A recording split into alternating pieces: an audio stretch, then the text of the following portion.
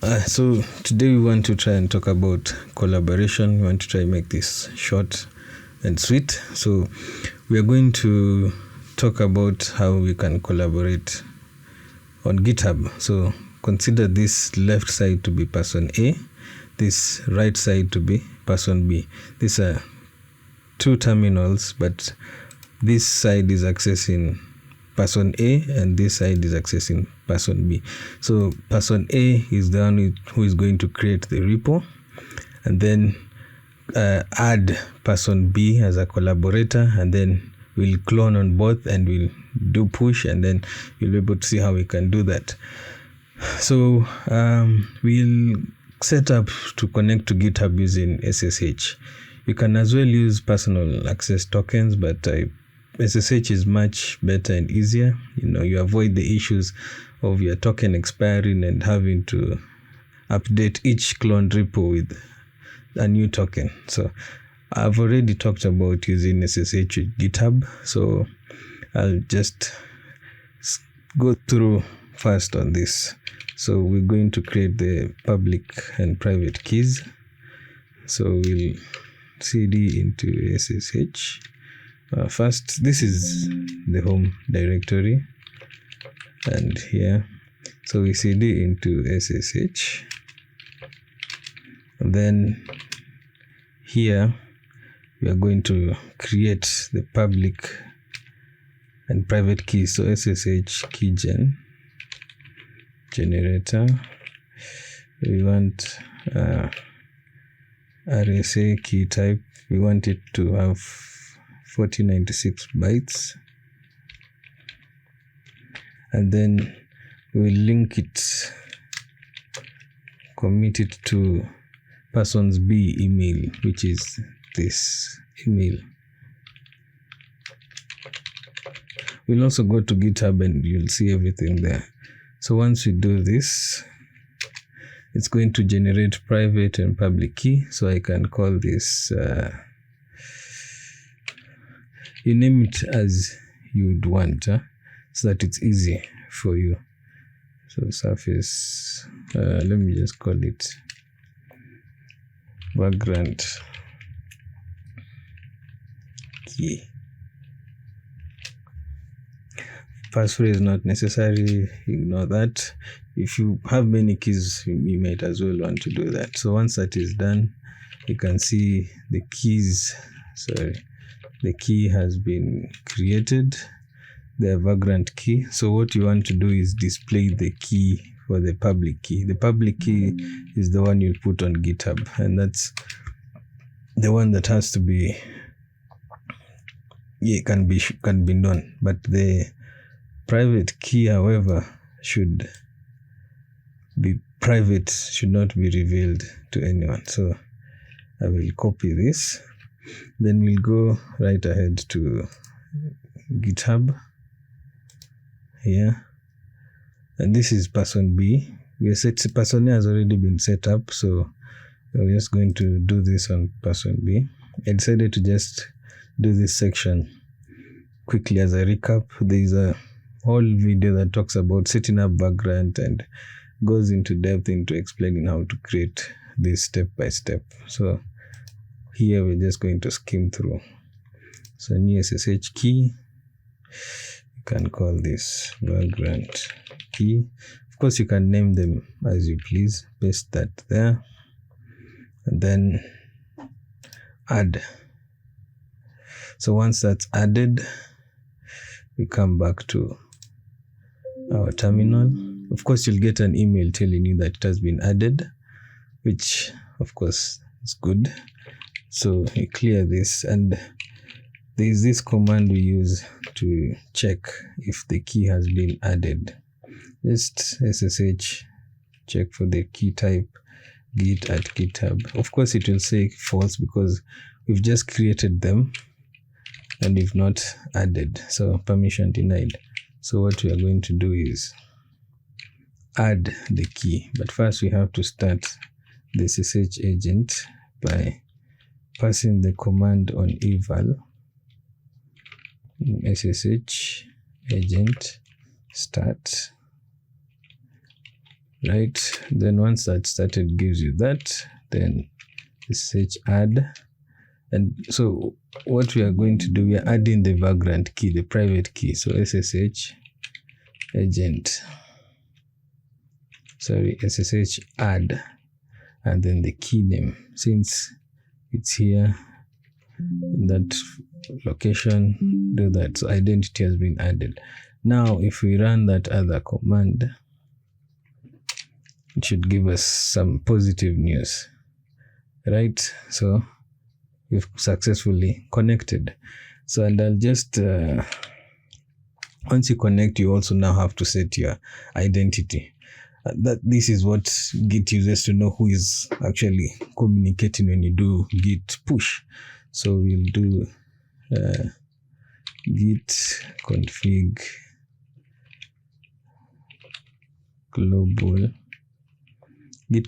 global user email, and then give your email address, your GitHub email address.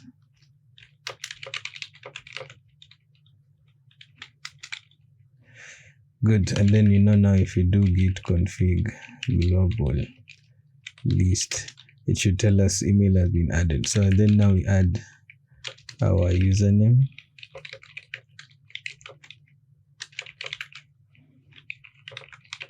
you have to always, once you create the key or once you link, you have to tell Git who you are, GitHub. So now when we do this, now you can see email name added.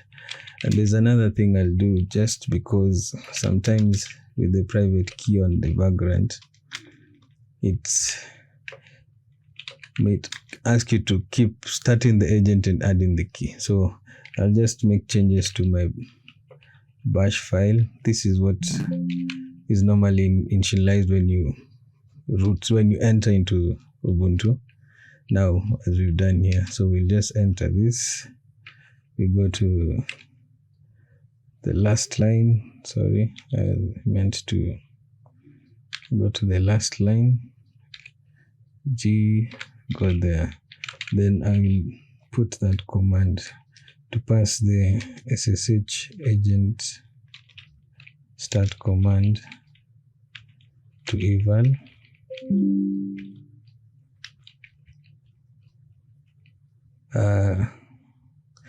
Okay, eval, yes, SSH agent -s, good. And then now what we do, add the key. So you have to give the absolute path name of the key. So do that to say in the home directory SSH, and we've called it vagrant key. Good. So once that is done, we are good to go. And now I'll show you how that works. If we exit and then we log in, this is a bash file I've created.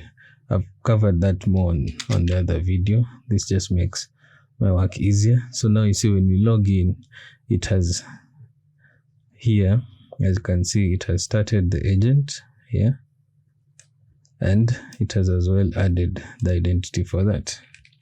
So clear. So now if we do,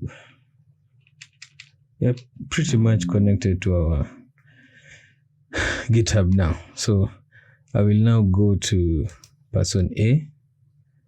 You notice we had mentioned these are just two browser windows I've opened. So person A is here, person B is here. So person A is called ItechJungle, person B Dynofin. So let's go to person A. So what you want to do, create a new repo, right?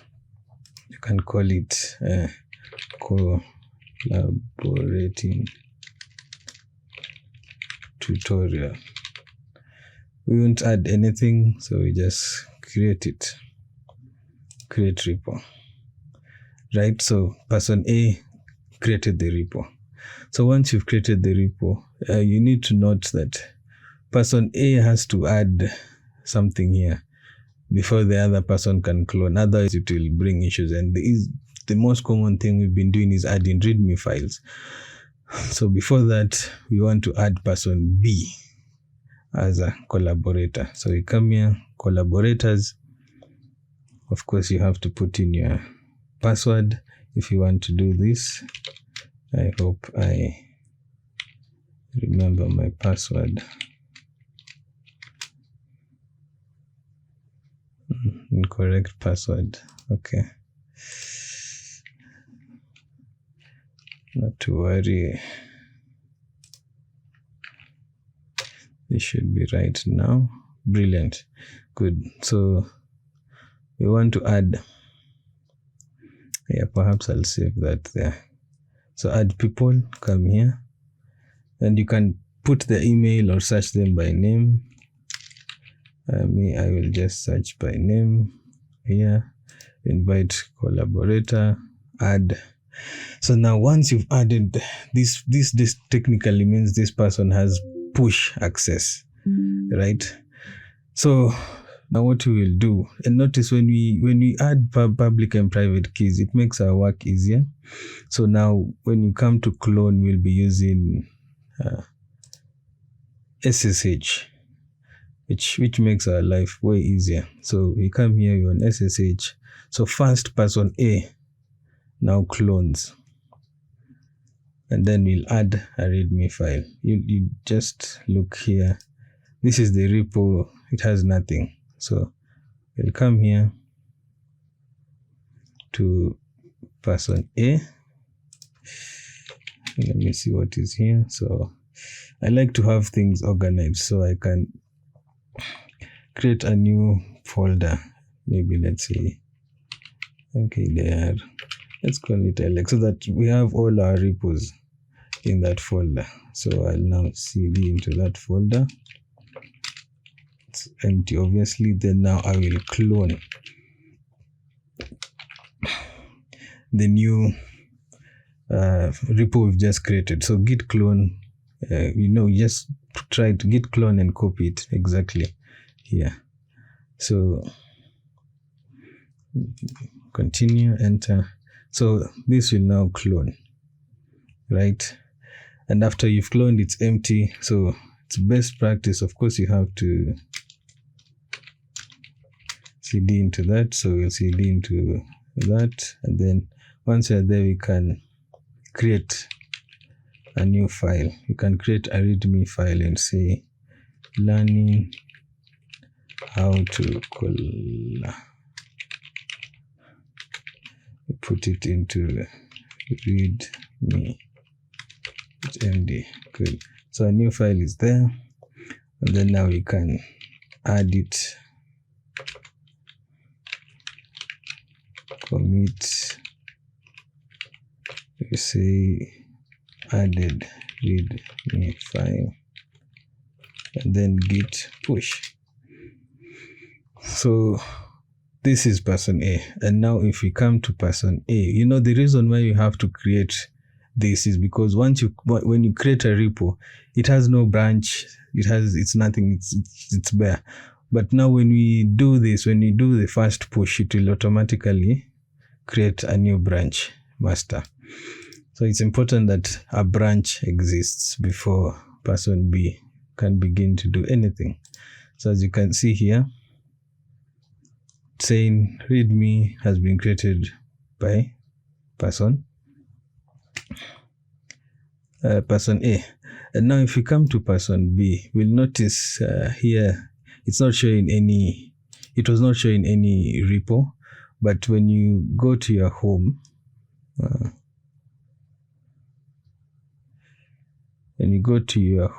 it should sorry, that's the profile. If you go here,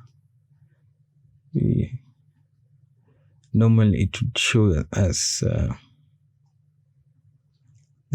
sorry, I have not accepted the request, because when someone adds you to collaborate, you have to accept. So of course this email is telling us SSH has been added, a new key. So here they have invited us to collaborate, so we have to accept. View invitation, accept invitation. So now when you accept invitation, you'll be able to see the repo. You see now you have push access.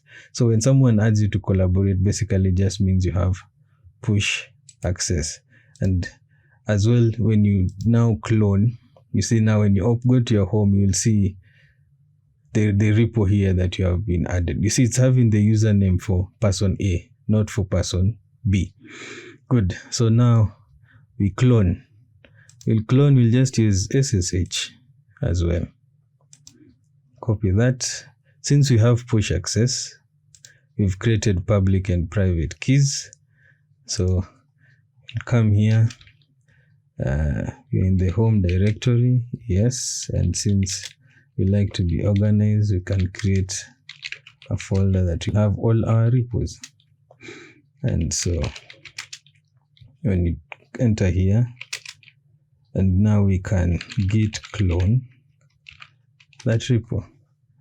And you notice if you are to do SSH on a repo you do not have access, you will not be able to clone it this way. Right, so as you can see, now both of us have the repo. And one thing you need to note, if you're collaborating, it's always advisable when you log into your Vagrant for the first time, before you do anything, always check if there are updates. So what you'd want to do is do a git fetch and git pull. And also a second thing, the best practice is always to use branching. Branching can actually help and make work way easier, you know. So it's good practice to branch, so that you do everything on a particular branch, and then you'll be able to just merge. Good. So now that we've created, we can cd into this, and then I'll show you what will happen. As you can see, if we come here, both on person A's repo and here me who is person B, we can see the repo. Okay, so person A added readme file. So now we'll come to person B and we can say, we can create a new file and call it I am person B and give it a name, person B file. Right, so now when we come here, we have person B. If we do a git status, of course it will tell us this branch is up to date. Okay, yes, because we've not added anything, we've not tracked what we just added. So when we do add, it will tell us we now need to, it's up to date. Yes, okay, that's fine. There's a new file, so we'll do git commit. Notice this will be working on one repo, right? So git commit person B file, git push. So it's now going to push, and you see this has pushed it into the master, which is definitely not good practice to be doing if you're collaborating, but I'll show you what now has happened. If we come to person's A's GitHub, you can see there's a new file, but you can see the name here, who has added person B, right? And when you come to person B as well, you see person B has added, right? So as I said, the best practice is always to use branching. Okay, so you can, at least now you've seen how to create and pull and all that. So now anything you do, and now you see the beauty of using SSH keys, it makes our work easier, because now we'll have to have cloned using git clone and then give a personal access token, and if that token expires, this whole repo will have to it's a whole lot of work, and SSH is even much better and more secure. So now what you want to do is to create a branch. So we can have to create a branch. Of course, okay, if we do git branch, we are now on person A, it will tell us the number of branches. So if you do git checkout, that is when git checkout changes branches, but if you want to create a new one and check out or rather enter into it, do git checkout -b for branch, and you can now say itech branch. So this has created a new branch, and if you do that, you can see master, and this green line always indicates which branch you are on. Okay, so now if we create a new file, you can do what you can create a new file and say echo itech's new branch and name it itech branch. So there's a new branch, it's here, and then we'll be able to git add, git commit, and say new branch for itech, git push. So as you can see, okay, this has not worked because the new branch, we have created a new branch, but we've not set an upstream for it, which is not an issue. So ideally, when you create a new branch, you have to set an upstream. Okay, so what you just do is git push and then -- set upstream, and then origin, and then name your upstream like that. So now this will now push it to that upstream. Okay, so if we do clear, we do ls, the file is there, we do git status, you see on branch is up to date, right? Now when we come here to person A, this is where you check branches. So if we refresh this page now,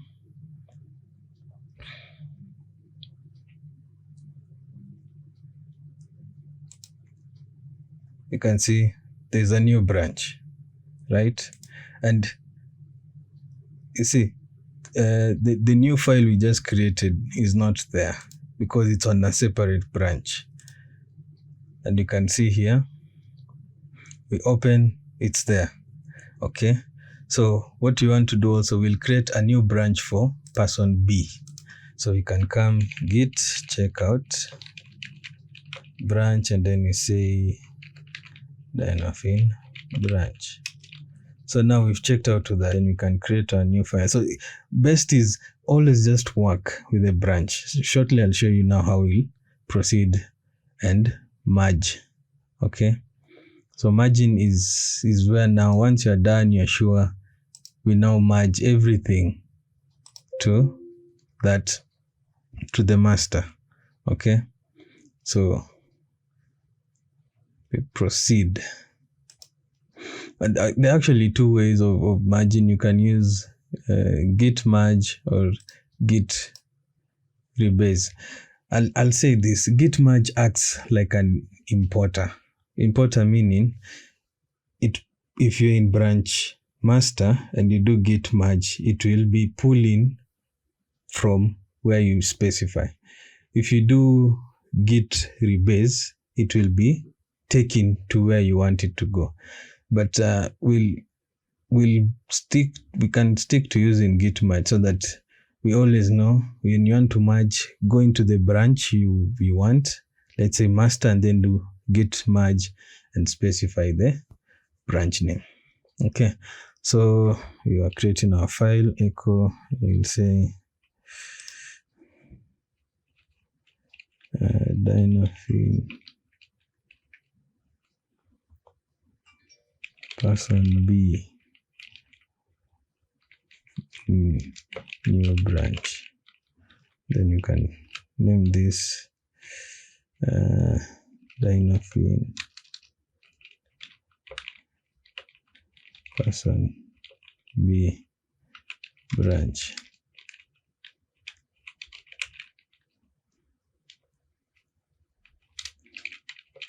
So as you can see, person B branch, the new file is there. So now you do git add, git commit, new person B branch. Let's add the name. Good. And so when you're doing git push, we'll have to set upstream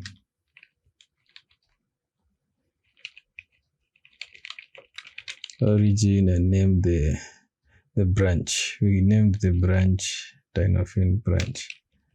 Sorry, I think I've written it wrong, but even if you do that, you can always write it and then it will give you what you need. I put 2 hyphens, origin. Good. So what this will do, it will now set an upstream to the origin, to the Dynafin branch and create there. Now anytime you push from whichever branch, you'll just be writing git push. So then when you come to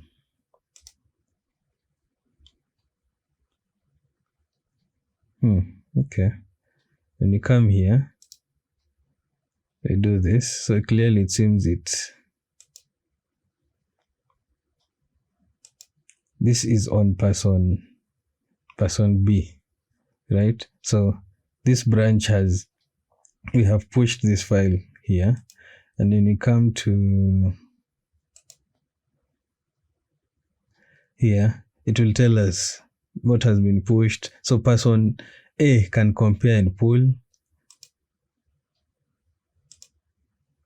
And as well, when we go to person A's profile, here, we refresh this. You see, you can compare and pull from here, but we'll do that from our terminal. So let's first show you. We'll merge from person A. So you see, when you come to the master, you see master is default. Master is the main part. So you see master has only these 2 files, readme and person B. But what we want, when you see here, ls, we are still on you can always use git branch to know where you are. So we are on the ItechJungle branch. If we cd to master, if you git checkout to master, and then we do ls, you notice master doesn't have this file, the itech branch file, right?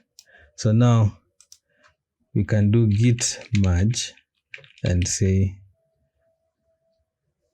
specify the branch. So when you do that, if everything is in order, it will merge it there. And when you check here, you see the file is there. When you do git status, of course, since we've been working on the terminal, we've merged, we need to push. Okay, so we need to always make sure that things are up to date, and that is why we said we should be doing git fetch. This is just to always check, and then git pull.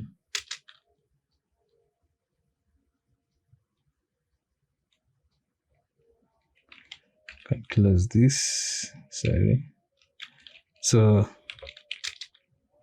now when we do git status, and now we do git push,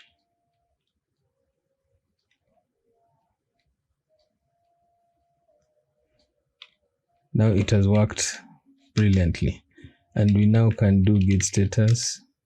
Everything's up to date. Now when you come to master, notice what we were doing. We created itech branch file on the itech branch. It was not in the master, it was in the ITech. When we were okay with it, then is when we decided to push it, to merge it with the master. So now when we refresh this, the ITech branch file should appear here on the master branch.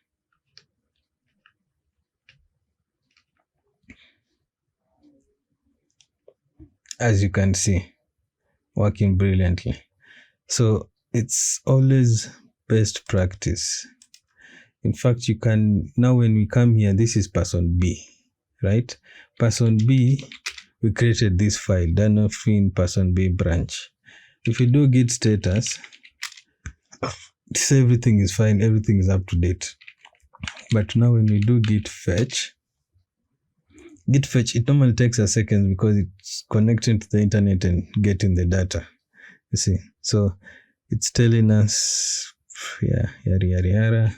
So now if we do git status, this Danofin branch is up to date, right?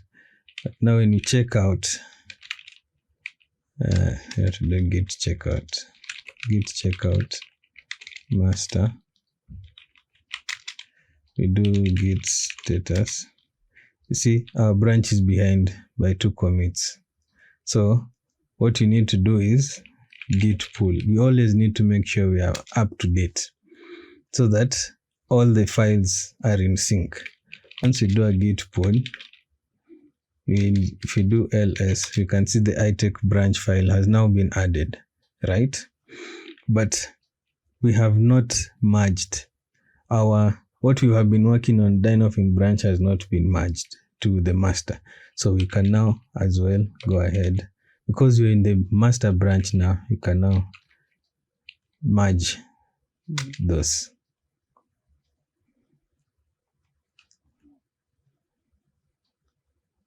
So you can as well add a message here, but I was just going through this to show you how to go about it. I wanted to try and make it short. So then git push, because we've been working here locally, we've merged, so now we push everything.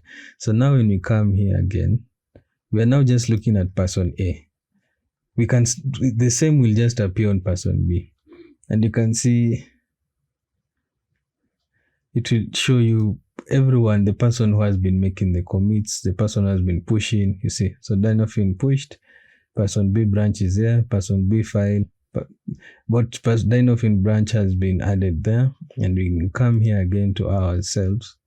If you do this, you see. So basically,